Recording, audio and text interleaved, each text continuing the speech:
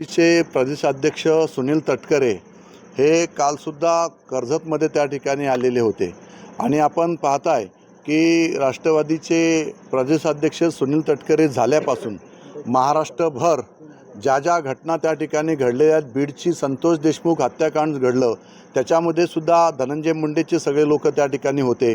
पण त्याच धनंजय मुंडेला वाचवण्याचं सुनील तटकरे अतोनात प्रयत्न त्यावेळेस करत होते.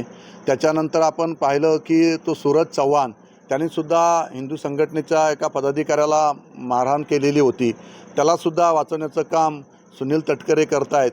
आणि आज इथेसुद्धा कर्जतमध्ये सुधाकर घारे, भरत भगत यांनासुद्धा वाचवण्याचं काम सुनील तटकरे त्या ठिकाणी करत आहेत. काल तर इन्व्हेस्टिगेशन पूर्ण न झाले असतानासुद्धा त्यांनी त्या ठिकाणी सांगितलं की या सुधाकर घारेचा कोणताही हात नसू शकणार असं त्या ठिकाणी सांगितलेलं आहे. आणि मग हे सगळं कृत्य जे सुनील तटकरे या ठिकाणी दबावतंत्राचा वापर करून करत आहेत.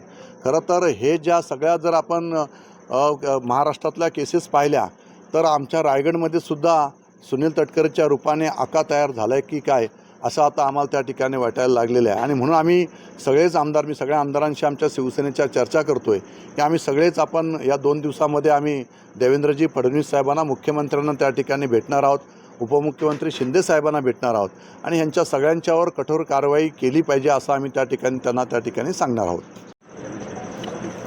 26 तारखेला मंगेश कालोखे हा माझा अतिशय जवळचा सहकारी, यांची क्रूरपणे, निर्गुणपणे हत्या करण्यात आलेली आहे. त्यानंतर आज जवळजवळ 3रा दिवस आहे. 7 ते 8 आरोपी पोलिसांनी त्या ठिकाणी अटक केलेली आहे. CCTVमध्ये मारणाऱ्यापैकी 3 आरोपी त्या ठिकाणी अरेस्ट करण्यात आलेले आहेत. या संदर्भात जी संपूर्ण तक्रार मंगेशच्या परिवाराने या ठिकाणी देण्यात आलेली आहे, राष्ट्रवादीच्या कार्यकर्त्यांनी पराजयाचा वचपा म्हणून मंगेशची निर्गुणपणे हत्या करण्यात आली.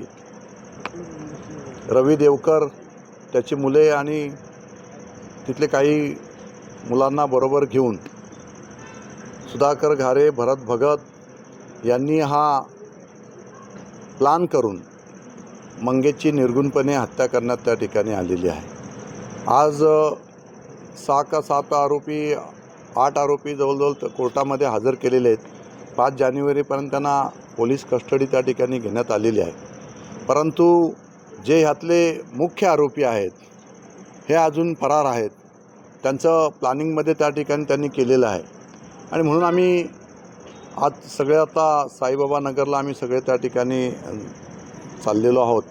त्यानंतर उद्या सायंकाळी 5 वाजता आम्ही साईबाबा नगर ते खोपोली पोलीस स्टेशनपर्यंत मंगेशची क्रूरपणे निर्गुण जी हत्या केलेली आहे त्याच्या निषेधार्थ त्या ठिकाणी आम्ही पोलीस स्टेशनपर्यंत आम्ही कॅन्डल मार्च त्या ठिकाणी काढणार आहोत. संपूर्ण खोपोली शहरातील असणाऱ्या सर्व सामाजिक संघटनांनासुद्धा मी आव्हान करतो की खोपोली शहर हे सुसंस्कृत शहर आहे. या शहरामध्ये अशा पद्धतीचं कृत्य हे खपून घेतलं जात नाही आणि ही जी प्रवृत्ती आहे ही ठेचून काढली पाहिजे. आणि म्हणून कायदेशीर मार्गाने आपल्याला ही लढाई त्या ठिकाणी लढायची आहे. आणि म्हणून मंगेशच्या परिवाराला न्याय देण्यासाठी संपूर्ण खोपोली शहरातील जनतेला मी आव्हान या माध्यमातून, मीडियाच्या माध्यमातून करतो आहे की आपणसुद्धा त्या कॅन्डल मार्चमध्ये मोठ्या संख्येने सहभागी व्हावे, जेणेकरून मंगेशची जे क्रूरपणे हत्या केलेली आहे या हत्याकऱ्यांना फाशीची शिक्षा त्या ठिकाणी झाली पाहिजे. आणि जे आरोपी आत्तापर्यंत अटक केलेले नाही त्यांनासुद्धा तात्काळ त्या ठिकाणी अटक झाली पाहिजे. राष्ट्रवादीच्या वरिष्ठ नेत्यांकडून पोलिसांवर त्या संदर्भात दबावतंत्राचा वापर सुरू केलेला आहे की त्यांना अटक करू नये, त्यांना त्यातनं निर्दोष त्या ठिकाणी बाहेर काढावं, अशा पद्धतीचा पोलिसांवर त्या ठिकाणी दबाव टाकला जात आहे. परंतु काल शिंदेसाहेबसुद्धा खोपोलीमध्ये मंगेशच्या परिवारांना त्या ठिकाणी भेटण्यासाठी आले. त्यांनासुद्धा धीर देण्याचं काम शिंदेसाहेबांनी केलं आहे. आणि त्या ठिकाणी साहेबांनीसुद्धा जाहीरपणे त्या ठिकाणी सांगितलं आहे जे आरोपी याच्यामध्ये सहभागी आहेत या सगळ्या आरोपींना मोका अंतर्गत कारवाई केली जाईल असं सुद्धा त्या ठिकाणी सांगितलं आहे. आणि ही प्रवृत्ती कायमस्वरूपी ठेचून काढली जाईल. फास्ट ट्रॅकवर ही केस चालवली जाईल असं सुद्धा सांगितले. स्पेशल पी आपण त्या ठिकाणी नेमण्यासाठी आम्ही त्या ठिकाणी सांगितलेलं आहे. आणि या माध्यमातून लवकरात लवकर हे सर्व आरोपी अरेस्ट झाले पाहिजेत. उद्या आम्ही कॅन्डल मार्च करत असताना त्या ठिकाणी आरोपी उद्यापर्यंत अरेस्ट झाली नाही तर मात्र परवापासून आम्ही सगळेजण त्या ठिकाणी खोपोली पोलीस स्टेशनला त्या ठिकाणी ठिय्या आंदोलन करून त्या ठिकाणी उपोषण करू. जोपर्यंत मंगेशच्या सर्व आरोपींना अटक केली जात नाही तोपर्यंत आम्ही तिथनं हलणार नाही.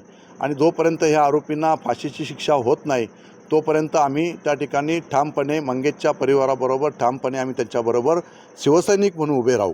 तर तुम्ही आता की ज्या पद्धतीने काल क्रूरपणे मंगेशची हत्या झालेली आहे, पदाधिकाऱ्यांना धीर देण्याचं काम आम्ही शिवसैनिक म्हणून त्या ठिकाणी एकत्रपणे आलो पाहिजे. मंगेशची जी हत्या झालेली आहे त्याच्या परिवाराला आपण सगळ्यांनी सपोर्ट त्या ठिकाणी एकत्रपणे त्या ठिकाणी केला गेला पाहिजे.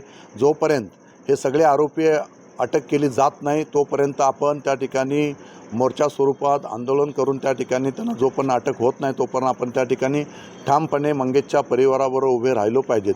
आणि म्हणून आता आम्ही सगळेच जण त्या ठिकाणी त्याच्या परिवाराला पुन्हा एकदा भेटण्यासाठी रोज माझे सगळे नगरसेवक असतील, नगराध्यक्ष असतील, सगळेच जण सातत्याने त्याचा पाठपुरावा करतील. जोपर्यंत यांना अटक केली जात नाही तोपर्यंत आम्ही ठामपणे त्या ठिकाणी मंगेशच्या परिवारावर उभे आहोत. आणि कायमस्वरूपी पुढेसुद्धा यांना फाशीच्या शिक्षेपर्यंत पोचवलं जात नाही तोपर्यंत आम्ही सगळे शिवसैनिक त्या ठिकाणी शांत बसणार नाहीत.